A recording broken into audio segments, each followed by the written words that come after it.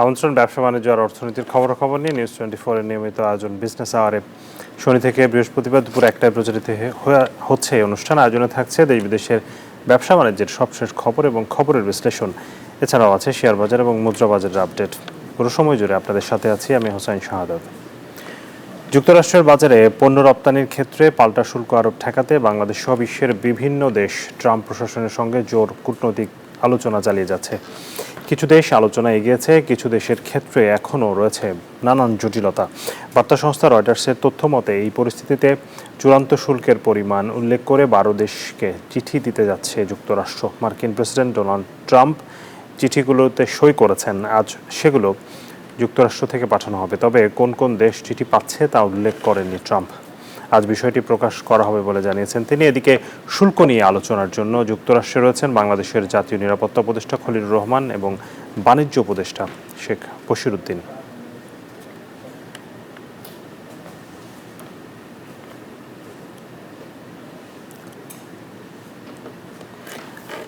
দর্শক, যুক্তরাষ্ট্রের এই শুল্ক নীতিতে বাংলাদেশের ভাগ্যে কি রয়েছে তার জন্য অপেক্ষা করতে হবে নিশ্চয়ই আরও দুদিন, কারণ আগামী 9 তারিখ থেকে বাংলাদেশের উপর পুনরায় সে শুল্ক বহাল হবে কিনা। কারণ ট্রাম্পের সে ঘোষণার পরে সেই পরবর্তীতে কিন্তু ট্রাম্প প্রশাসন সেই বাড়তি শুল্ক কিন্তু প্রত্যাহার করে নেয় এবং 3 মাসের জন্য যে আলোচনার সময় বেঁধে দিয়েছে সেটির সময় শেষ হবে আগামী 9 তারিখে। সে 9 তারিখে আসলে ট্রাম্পের ঘোষণা কি হবে এবং ট্রাম্প প্রশাসন থেকে যে 12 দেশকে চিঠি দেওয়া হচ্ছে সেখানে বাংলাদেশের নাম রয়েছে কিনা সেটির জন্য আসলে আগামীকাল পর্যন্ত অপেক্ষা করতে হবে আমাদেরকে। কি হতে যাচ্ছে আসলে আমরা এখনো কেউ জানি না। ব্যবসায়ীরা কিছুটা এখনো শঙ্কার মধ্যে রয়েছেন। যদি এই শুল্ক নীতির বিষয়টি বাংলাদেশের পক্ষে যায় নিশ্চয়ই সেটি বাংলাদেশের জন্য কতটা ভালো হবে এবং যদি সেটি আবারও বহাল হয় সে 37% শুল্ক, সেক্ষেত্রে বাংলাদেশ আসলে কি করতে পারে, এসব বিষয় নিয়ে আমরা আলোচনা করতে আমাদের সাথে যুক্ত হয়েছেন বিকেএমই এর নির্বাহী সভাপতি ফজলে শামীম এহসান। জনাব ফজলে শামীম এহসান, আপনাকে স্বাগত জানাচ্ছি বিজনেস আওয়ারে।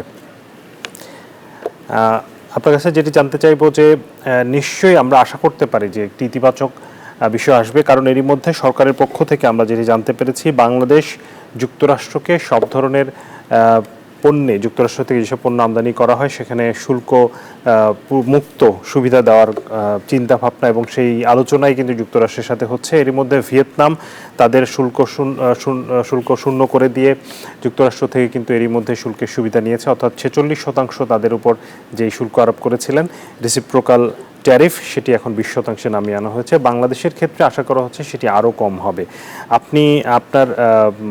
এর মধ্যে আপনাদের সাথে নিশ্চয়ই বাণিজ্য মন্ত্রণালয়ে কথা হয়েছে, ব্যবসায়ীদের বিভিন্ন মহল থেকে কথা হয়েছে, আপনার কাছে কোনো তথ্য আছে কিনা নতুন? ধন্যবাদ। না, আসলে এই মুহূর্তে খুব বেশি আপডেট আমাদের কাছে নাই, কারণ আপনি জানেন যে 8 তারিখে আবার আমাদের নেক্সট রাউন্ড একটা মিটিং হবে বাংলাদেশের আমাদের অর্থ উপদেষ্টা মহোদয় এবং স্পেশাল সিকিউরিটি অ্যাডভাইজার মহোদয়, ওনারা দুইজন এটা ডিল করছেন এবং আমাদের বাণিজ্য সচিব মহোদয়ও কালকের মিটিং এ জয়েন করার সম্ভাবনা রয়েছে। কালকে আসলে আমরা জানতে পারবো যে আসলে আমরা কোথায় যাচ্ছি। যে কোনো নেগোসিয়েশন আপনি জানেন যে কখনো একটা ভালোর দিকে যায়, কখনো আবার খারাপ দিকে যায়। তো এরকম একটা মানে মানে ভালো খারাপের মধ্যে দিয়ে আমাদের নেগোসিয়েশনটা যাচ্ছিল। এর ভিতরে ইউএসএ আবার নিয়মিত ভাবে তারা নতুন নতুন শর্ত আরোপ করার কারণে আমরা কিছুটা দ্বিধাদ্বন্দ্বে পড়ে গিয়েছি। বাট আমি আশা করছি যে আগামীকাল একটা ভালো একটা খবর আমাদের জন্য আসবে। তবে সেই সাথে আমি এটা সবসময় যেটা বলি, শুধু আমাদের জন্য খবরটি আসলে আমাদের জন্য একমাত্র ইম্পর্টেন্ট বিষয় না। তার কারণ হলো যে আমাদের প্রতিদ্বন্দ্বী দেশগুলো আসলে কি পাচ্ছে সেটাও কিন্তু একটা বড় একটা ব্যাপার হয়ে দাঁড়াবে আমাদের জন্য। যে চায়না যেহেতু ভিয়েতনাম একটা পেয়ে গিয়েছে, ফলে আমি যদি ভিয়েতনামকে বাইরেও রাখি, চায়না, ইন্ডিয়া এবং পাকিস্তান তারা কি ধরনের নেগোসিয়েশন করতেছে সেটাও কিন্তু আমাদের জন্য একটা বড় চিন্তার বিষয়। ধরেন আমি একটা কথা বলি যে আমরা নেগোসিয়েশন করতে পারলাম না এবং আমাদের ট্যাক্স সব মিলে যে 52% যেটা হওয়ার সেরকম একটা কিছু হলো, তাহলে আমাদের রপ্তানির প্রায় 16-18% গুডস যায় আমাদের ইউএসএ তে, সেটা একটা বাধার মুখে পড়বে। কিন্তু যদি দেখা গেল যে চায়না এবং ইন্ডিয়া, পাকিস্তানের ট্যাক্স আমাদের থেকেও বেশি হয়ে গেল, তো তখন একা ভিয়েতনাম কিন্তু টোটাল গুডস সাপ্লাই করতে পারবে না। তখন কিন্তু আমাদের কাছ থেকে তাদের এই গুডসটা নিতেই হবে এবং যে ট্যাক্স সেটা কিন্তু দিনের শেষে এন্ড যে কনজিউমার, ইউএস কনজিউমার, সেই পে করবে। কিন্তু যদি আমাদের প্রতিদ্বন্দ্বী দেশগুলো কম পেয়ে যায়, তখন কিন্তু ট্যাক্স গুলো আমাদের উপরে চলে আসবে, তখন বলবো যে গ্লোবাল মার্কেটে আমি কমে পাচ্ছি, তুমি না দিলে আমি তোমার থেকে নিব না। তো সেই জন্য বিষয়টা যে শুধু আমাদের আমরা কত পাচ্ছি সেটা না, আমাদের প্রতিদ্বন্দ্বী দেশগুলো কত পাচ্ছে সেটা আমাদের আসলে মাথায় রাখতে হবে। এখন পর্যন্ত আসলে যে পরিস্থিতি, আমরা যে পণ্যগুলো যুক্তরাষ্ট্র থেকে আমদানি করি, সেখানের আশা করা হচ্ছে যদি বাংলাদেশ শুল্কমুক্ত সুবিধা দিয়ে থাকে যুক্তরাষ্ট্রকে, সেক্ষেত্রে বাংলাদেশে এটির আমদানির পরিমাণ বাড়বে। সেক্ষেত্রে কি আপনাদের কোনো আশঙ্কা রয়েছে যে বাংলাদেশের যে স্থানীয় শিল্প সেটি কোনো ধরনের ক্ষতিগ্রস্ত হবে? এমন কি কি পণ্য আছে আপনার জানা মতে? না, আপনি যদি যুক্তরাষ্ট্র থেকে আমদানিকৃত পণ্যের টপ 10 একটা লিস্ট করেন, দেখবেন যে 10টার একটাও বাংলাদেশ উৎপন্ন হয় না, প্রথমত। দ্বিতীয়ত হলো যে এই ট্যাক্স গুলা জিরো বা জিরোর কাছাকাছি ছিল এতদিন। যেমন আমরা যুক্তরাষ্ট্র থেকে যে জিনিসগুলো ইম্পোর্ট করি, তুলা ইম্পোর্ট করি আমরা, আমরা মেটালের কিছু জিনিসপত্র ইম্পোর্ট করি, আমরা আমাদের জ্বালানির কিছু জিনিসপত্র আমরা ইম্পোর্ট করি যুক্তরাষ্ট্র থেকে। আপনি যদি এই এইচএস কোড গুলো দেখেন, দেখবেন যে এগুলো অলরেডি জিরো বা জিরোর কাছাকাছি ছিল। ফলে এগুলো যদি আমদানি বাড়ে, হয়তো অন্য দেশ থেকে কমবে। যেমন আমার কৃষি পণ্য গম যদি আমি যুক্তরাষ্ট্র থেকে বাড়াই, ইউক্রেন থেকে কমবে। ফলে এখানে আসলে আমাদের ব্যবসায়ীদের কোনো ক্ষতির কোনো সম্ভাবনা নাই, এবং আমি মনে করি না যে এতে আমাদের কোনো অসুবিধা হবে। বরঞ্চ এর বিনিময়ে যদি আমরা ডিউটি ফ্রি, আমাদের যে মেইন প্রোডাক্টগুলো আছে সেগুলো ডিউটি ফ্রি এক্সেস পাই, সেটা আমাদের জন্য আসলে ব্যবসায়িকভাবে আমরা লাভবান হব। যুক্তরাষ্ট্র থেকে আমরা আসলে যেসব পণ্য, আপনি বলছেন যে কিছু কিছু ক্ষেত্রে লাভবান হব, কোন কোন পণ্যের ক্ষেত্রে আপনার কাছে মনে হয় যে আমরা গাড়ির কথা শুনতে পাচ্ছি যে আমরা জাপানের উপর যে অতিরিক্ত নির্ভরতা গাড়ির ক্ষেত্রে, এবং জাপানি গাড়িতে অনেক বেশি শুল্ক দিতে হয় বাংলাদেশের ব্যবসায়ীদের, সেক্ষেত্রে কি যুক্তরাষ্ট্র থেকে গাড়ি আমদানিটা অনেক বাড়তে পারে কিনা? এবং সেটি যদি বাড়ে সেক্ষেত্রে তো নিশ্চয়ই সেখানে যেহেতু শূন্য শুল্ক থাকবে, সেটি কি রাতারাতি এক ধরনের একটা বড় ধরনের পরিবর্তন আসবে বলে কি মনে করেন গাড়ির বাজারে? আসলে ব্যাপারটা খুব ওইরকম সহজ না। আপনি গাড়িতে কতটুকু কমাবেন এবং সেইটা তার সাথে আমার কিন্তু জিও পলিটিক্যাল অন্যান্য জিনিসগুলো মাথায় রাখতে হয়। যেমন জাপান কিন্তু আমাদের খুব বড় একটি ডোনার কান্ট্রি, তারা কিন্তু আমাদেরকে অনেক সাহায্য সহযোগিতা, ঋণ দিয়ে থাকে। সেই সাথে স্বাধীনতার পর থেকে জাপানের সাথে আমাদের যে সম্পর্ক, সেখানে আপনি জাপানি গাড়ি বাদ দিয়ে কতটুকুই বা ইউএস গাড়িতে আপনি শুল্ক কমাতে পারেন, নাম্বার ওয়ান। নাম্বার টু হলো যে ইন্ডিভিজুয়াল যখন আপনি লেভেলে যাবেন, যখন আপনি মানে আমরা পার্সন টু পার্সন আমরা যখন জিনিসগুলো কিনবো, তখন জাপানি গাড়ি বা অন্যান্য গাড়ির প্রতি আমাদের যে আস্থা, ইউএস গাড়ির প্রতি সেই আস্থাটা আছে কিনা। ফলে আমি মনে করি যে আসলে ট্যাক্স ট্যাক্স জায়গাটাতে আপনি কাজ করতে পারেন, বাট ইন্ডিভিজুয়াল লেভেলে কে কোনটা কিনবে। তুলা আমি আসলে আপনি ডিউটি ফ্রি তুলা বাংলাদেশে, এখন ডিউটি ফ্রি তুলা আমি যখন আনবো, তখন আমি ইউএসএ থেকে আনবো না ব্যক্তি পর্যায়ে আমি এটা আফ্রিকার কোনো দেশ থেকে আনবো, সেটা কিন্তু আসলে আমার ব্যবসায়িক স্বাধীনতা। তো এখানে জোর করে চাপায় দেওয়ার খুব বেশি অপশন থাকবে না।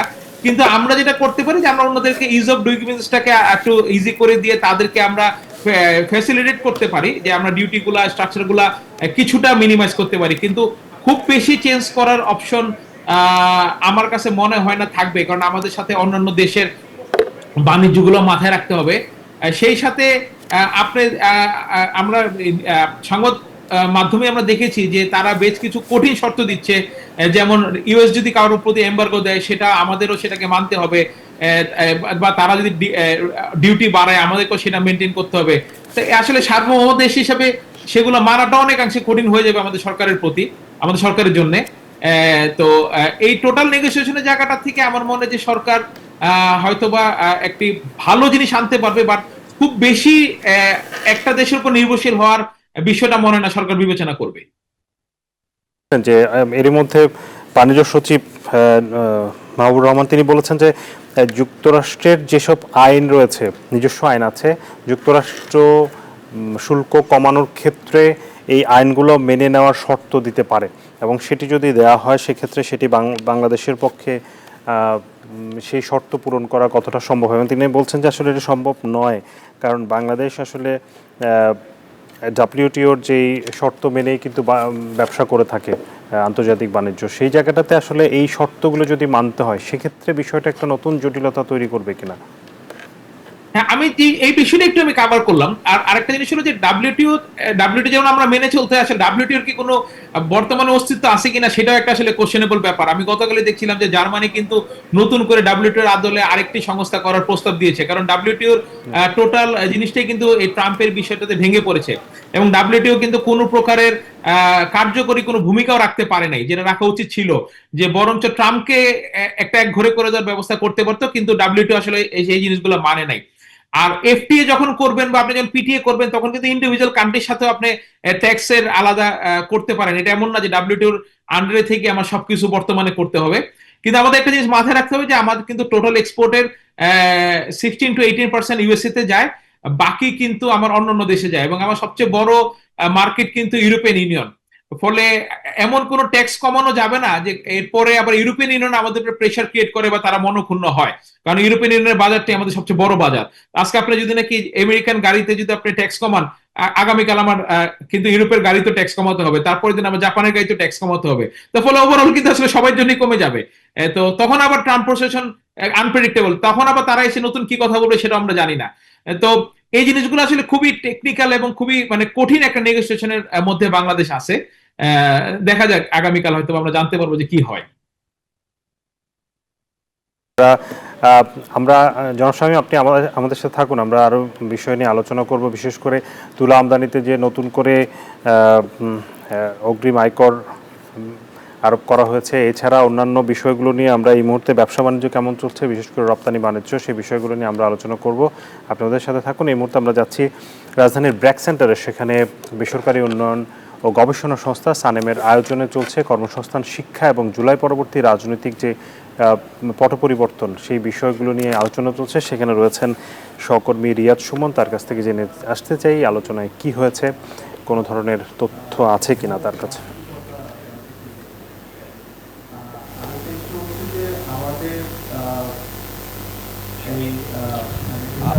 ধন্যবাদ শাহাদাত। আমি আছি রাজধানী ব্র্যাক সেন্টারে। আপনি যেমনটা বলছিলেন, আসলে এটি সানেমের আয়োজনে এই আলোচনাটি চলছে এবং এখানে তারা একটি প্রেজেন্টেশন স্থাপন করেছেন এবং সেখানে যেটি বলার চেষ্টা করা হয়েছে যে উঠে এসেছে যে শিক্ষা, কারিগরি, কর্মসংস্থান জটিলতা এবং জুলাই পরবর্তী রাজনৈতিক প্রেক্ষাপট, এই বিষয়গুলো কিন্তু এখানে তুলে আনার চেষ্টা করা হয়েছে। এবং সেখানে যেটা বলার চেষ্টা করা হয়েছে যে শিক্ষায় নানান ধরনের জটিলতা এখনও আছে, বিশেষ করে সিলেবাস ভিত্তিক যে শিক্ষা ব্যবস্থা, সেখানে আসলে যেটি কর্মসংস্থান সৃষ্টির ক্ষেত্রে নানান ধরনের প্রতিবন্ধকতা রয়েছে। একই সাথে কারিগরি শিক্ষার প্রতি যে একটি দুর্বলতা আছে, সেই বিষয়টি কিন্তু এই সেমিনারে, এই গবেষণায় উঠে এসেছে। এবং সেখানে বলা হয়েছে যে আমাদের কারিগরি শিক্ষার প্রতি এখনও আসলে সেভাবে মনোযোগ দেওয়া হয়নি, যেটি আসলে দেশের অভ্যন্তরে এবং দেশের বাইরে কর্মসংস্থান সৃষ্টির ক্ষেত্রে ভূমিকা রাখতে পারে। অর্থাৎ এখানে বড় ধরনের একটি গ্যাপ দেখতে পাচ্ছেন গবেষকরা। একসাথে কর্মসংস্থানের একটি জটিলতার কথা তারা বলেছেন যে আসলে অনেকেই, অর্থাৎ আমাদের যুব সমাজ বা তরুণরা শিক্ষিত হওয়ার পরেও তাদের যেই কর্মসংস্থান, অর্থাৎ প্রয়োজনীয় চাহিদা অনুযায়ী যে কর্মসংস্থান দরকার, সেটি কিন্তু তারা পাচ্ছেন না। এবং সেক্ষেত্রে দেখা যাচ্ছে যে কারিগরি দক্ষতা না থাকা এবং প্রযুক্তি নির্ভরতা থেকে দূরে থাকার কারণে নানান ক্ষেত্রে পিছিয়ে পড়ছে আমাদের তরুণরা।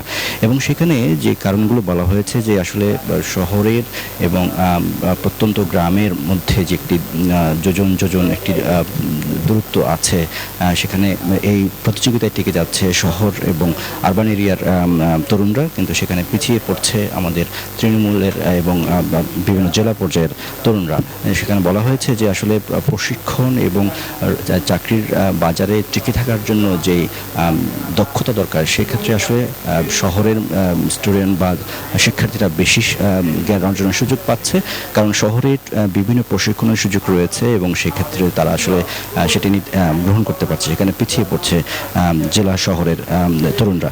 একই সাথে রাজনীতির প্রত্যাশা, যেটি জুলাই অভ্যুত্থানের পরবর্তীতে যে রাজনৈতিক একটি পরিবর্তনের বিষয় ছিল, সেটি নিয়ে আলোচনা হয়েছে এবং সেখানে বলা হয়েছে যে আসলে দেশের 39% মানুষ এখনও রাজনীতির প্রতি তাদের আগ্রহ নেই। অর্থাৎ বলা হয়েছে যে আসলে আগামী দিনে তারা কেমন নেতৃত্ব চান, কেমন সরকার চান, এরকম নানান এমন বিষয়ে কিন্তু গবেষণা করা হয়েছে এবং সেখানে বলা হয়েছে যে আসলে প্রায় 39% মানুষ এদিকে আগ্রহ কম হয়েছে। এবং এই গবেষণার যারা প্যানেল ডিসকাশনে অংশ নিয়েছেন তারা বলেছেন যে আগামী যে নির্বাচনটি হবে সেখানে আসলে গণতান্ত্রিক যে চর্চার বিষয়টি সেটিকে প্রাধান্য দেওয়া এবং সেখানে সব রাজনৈতিক দলগুলোকে একীভূত করে একটি গ্রহণযোগ্য নির্বাচনের সুযোগ যাতে দেওয়া হয় সেই বিষয়টি কিন্তু এখানে উঠে এসেছে। অর্থাৎ মানুষের মধ্যে রাজনৈতিক যে একটা দীর্ঘদিনের একটা অনাগ্রহ ছিল, ভোটের প্রতি যে অনাগ্রহ ছিল সেটিকে যাতে কীভাবে ফিরিয়ে আনা যায় সেই বিষয়টি নিয়েও কিন্তু এখানে আলোচনা হয়েছে। সাধারণত এই ছিল আমার কাছে সানেমের এই সেমিনার থেকে সবশেষ তথ্য। রিয়াজ, আপনাকে অনেক ধন্যবাদ। দর্শক, শিক্ষা, কর্মসংস্থান এবং রাজনৈতিক পট পরিবর্তন বিষয়ে সেমিনার চলছে রাজধানী গুলশানে।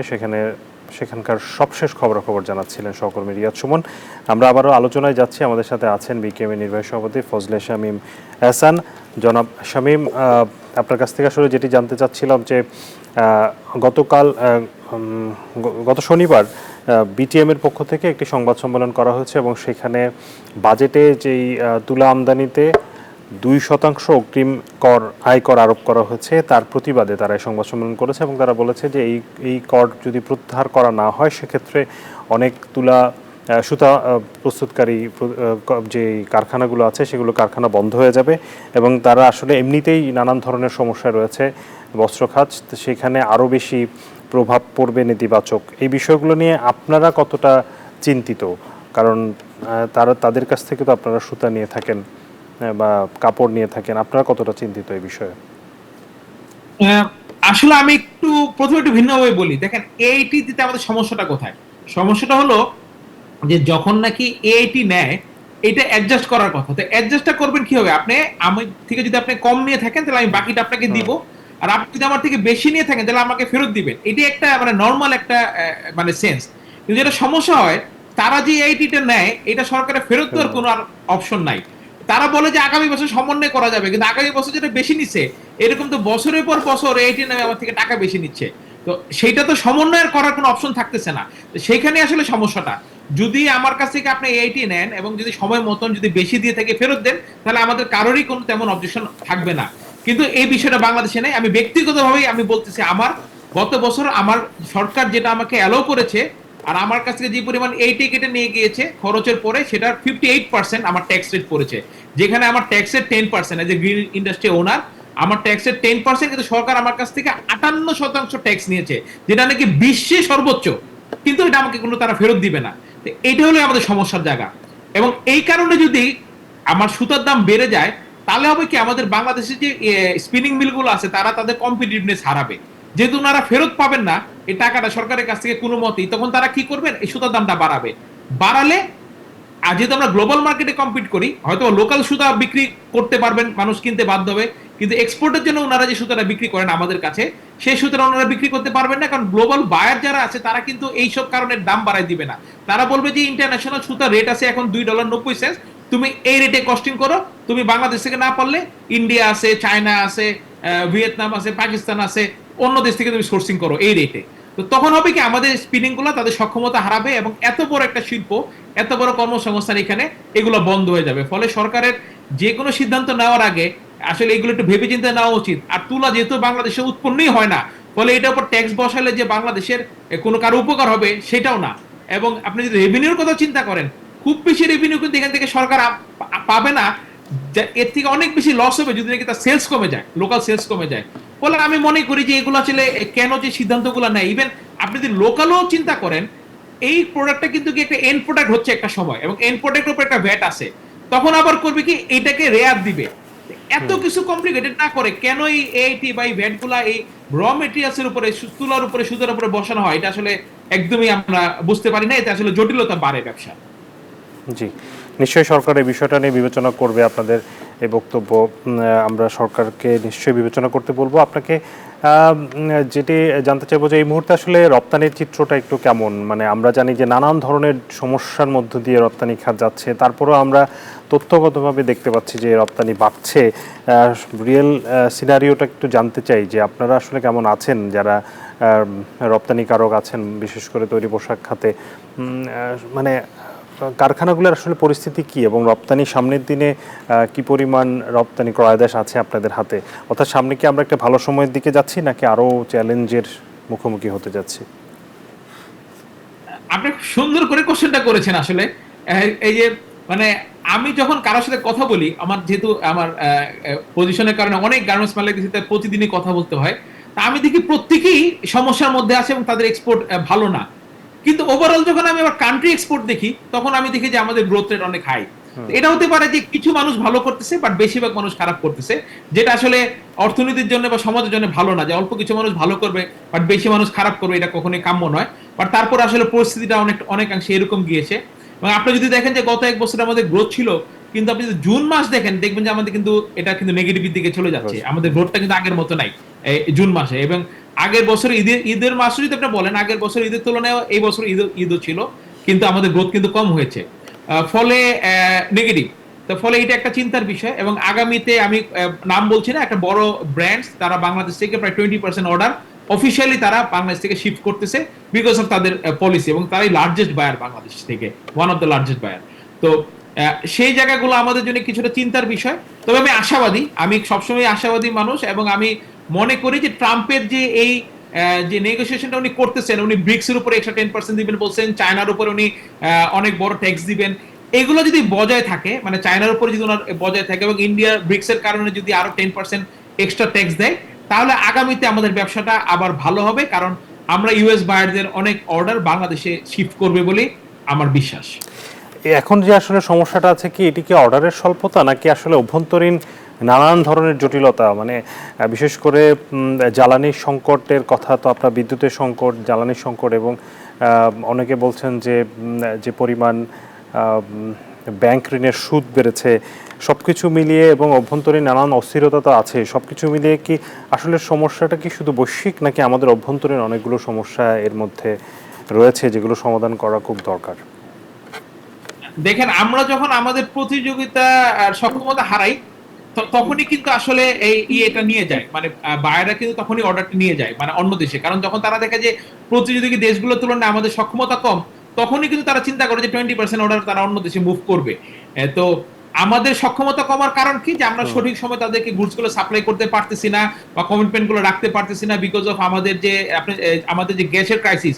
আমাদের কোনো ফ্যাক্টরি কোনো মাসে আমরা পুরোপুরি সক্ষমতা চালাতে পারি না, এটা একটা বড় সমস্যা। এনবিআর সংক্রান্ত কিছু সমস্যা রয়ে গেছে, তাদের নীতি, তাদের বিধিবিধানগুলো আমাদের ব্যবসায় বারবার হার্ডেলস ক্রিয়েট করতেছে, আমাদের বাধা সৃষ্টি করে। সেই সাথে উচ্চ ব্যাংক ঋণের কারণে আমাদের প্রোডাক্টের দাম বেড়ে যাচ্ছে, যেটা নাকি আমাদের সক্ষমতাকে আমরা হারাচ্ছি সেই কারণে। তার সাথে আমাদের বিভিন্ন রকমের পারিপার্শ্বিক যে আমাদের ইনএফিসিয়েন্সি, সেগুলো যোগ হচ্ছে। এই সবগুলো মিলিয়ে কিন্তু আসলে আমরা গ্লোবাল অর্ডারটা আমাদের কমে। আমাদের যদি ব্যবসা বান্ধব একটা পরিবেশ থাকতো, আমাদের যদি ঋণের সুদ হার যদি কম থাকতো, আমাদের যদি নিয়মিত আমরা গ্যাস সাপ্লাই পেতাম, তাহলে তো আর আমাদের কাছ থেকে বায়ার অর্ডার তো নিতই না। আমরা আরো গত বছরই যে এক্সপোর্ট করছি তার থেকে আরো $4 থেকে $5 বিলিয়ন আমরা এক্সপোর্ট করতে পারতাম। তো এই সবকিছু মিলিয়ে আসলে আমাদের এই অর্ডারগুলো আসলে অন্যান্য দেশে যাওয়ার যে একটা পরিস্থিতির সৃষ্টি হচ্ছে, এটা একটা অন্যতম কারণ।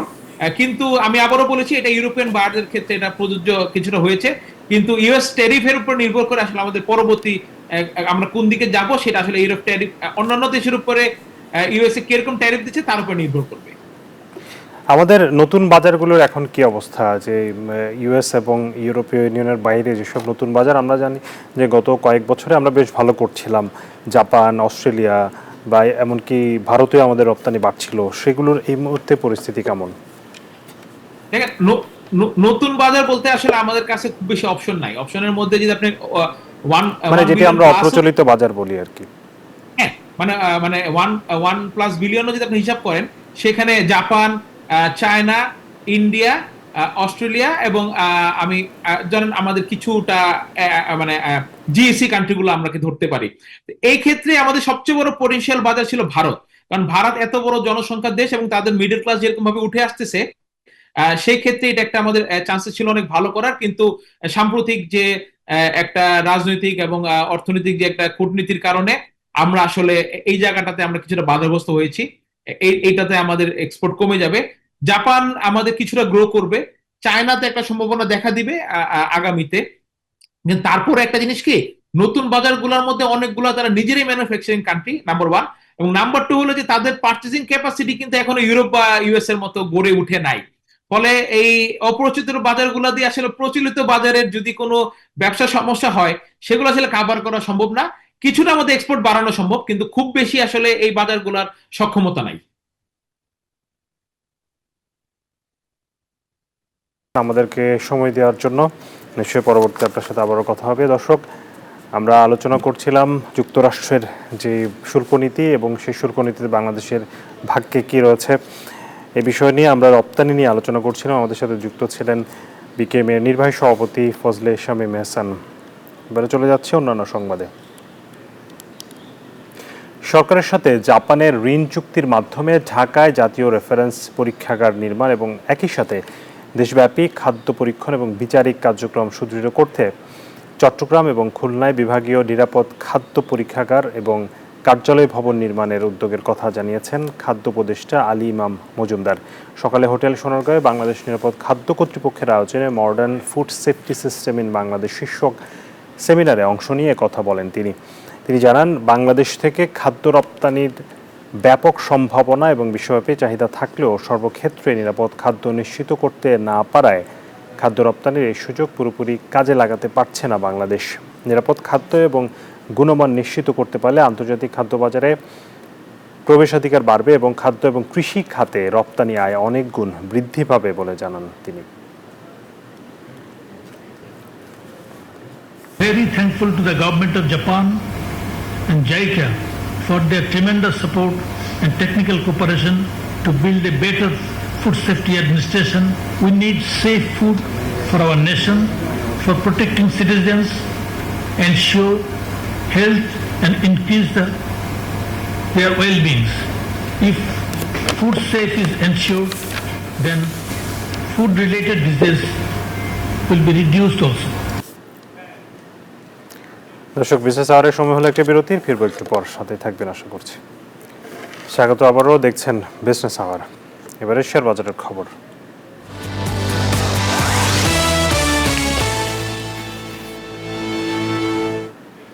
শেয়ার বাজারের খবর জানতে চলে যাচ্ছি ঢাকা স্টক এক্সচেঞ্জের ওয়েবসাইটে। ঢাকা স্টক এক্সচেঞ্জের লেনদেন চলছে এই মুহূর্তে ইতিবাচক ধারায় লেনদেন চলছে। ডিএসইএক্স ইন্ডেক্স বেড়েছে 76 পয়েন্ট, অর্থাৎ বড় ধরনের উত্থান বলতে হবে। পুঁজিবাজারে অবস্থান করছে 4970 পয়েন্টে। ডিএসসি সরিয়া ইন্ডেক্স বেড়েছে 15.65 পয়েন্ট, অবস্থান করছে 1081 পয়েন্টে। ডিএস30 অবস্থান 1868 পয়েন্ট, বেড়েছে 32.38 পয়েন্ট।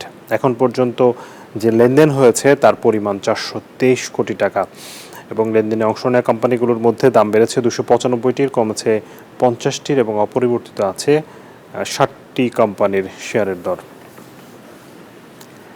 জানাবো মুদ্রা, স্বর্ণ এবং রূপার বাজারের আপডেট।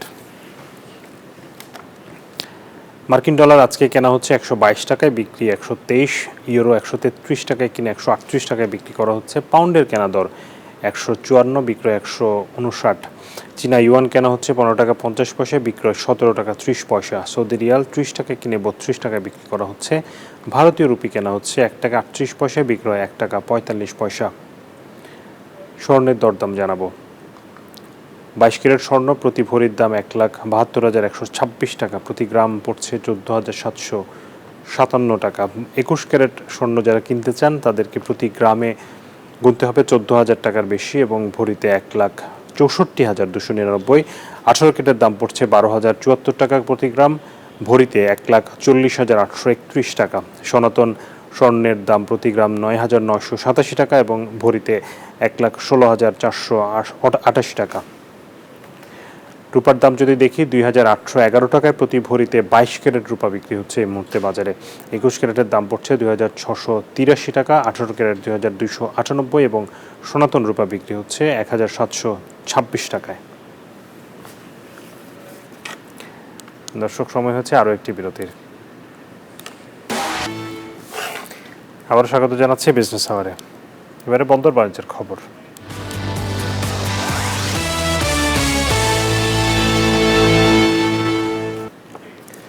চুক্তির মেয়াদ শেষ হওয়ায় 17 বছর পর চট্টগ্রাম বন্দরের নিউমুরিং কন্টেইনার টার্মিনাল পরিচালনা থেকে বিদায় নিল সাইফ পাওয়ারটেক। মধ্যরাত থেকে টার্মিনাল পরিচালনা করছে নৌবাহিনীর অধীন প্রতিষ্ঠান Chittagong dry doc limited. Chittagong dry doc limited রাষ্ট্রীয় মালিকানাধীন এবং বাংলাদেশ নৌবাহিনী পরিচালিত সামরিক জাহাজ মেরামতকারী প্রতিষ্ঠান।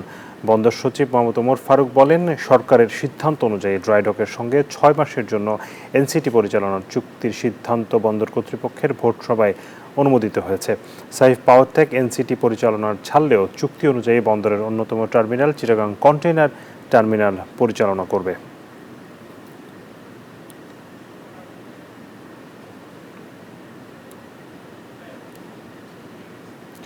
এবারে জনপদের শিল্প এবং বাণিজ্যের খবর।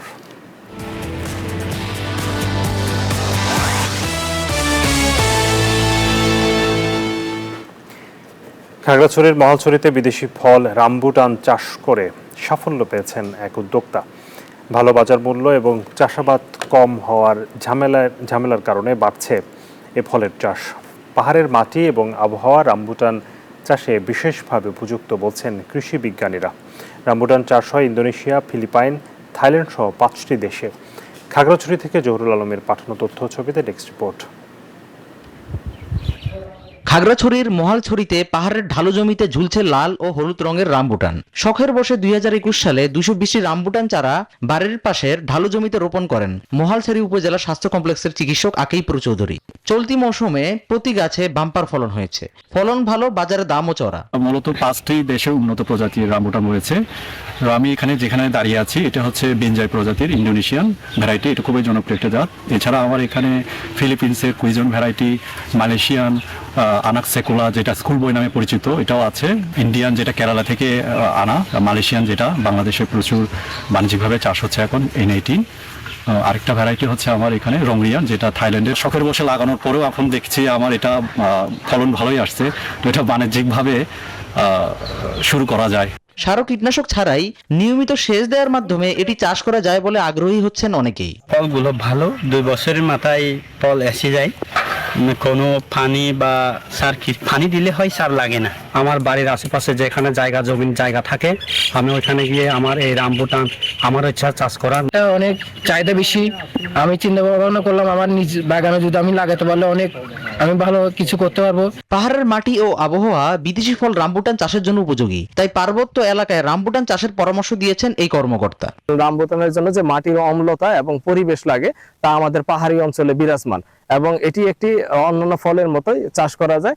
যে সেই ক্ষেত্রে কৃষকরা এটি আমাদের উদ্ভাবিত জাত, প্লাস হচ্ছে অন্যান্য যে জাতগুলো আমাদের ইতিমধ্যে পার্বত্য অঞ্চলে বিস্তার ঘটেছে সেগুলো মূল্যায়নের মাধ্যমে কৃষকগণ এটিকে তাদের বাগানে চাষাবাদ করতে পারেন। বর্তমানে প্রায় 12 একর জমিতে রামবুটান চাষ করেছেন কৃষি উদ্যোক্তা ও চিকিৎসক আকিপুর চৌধুরী। সুদীপ চৌধুরী, নিউজ 24। এবারে বিশ্ব বাণিজ্যের খবর।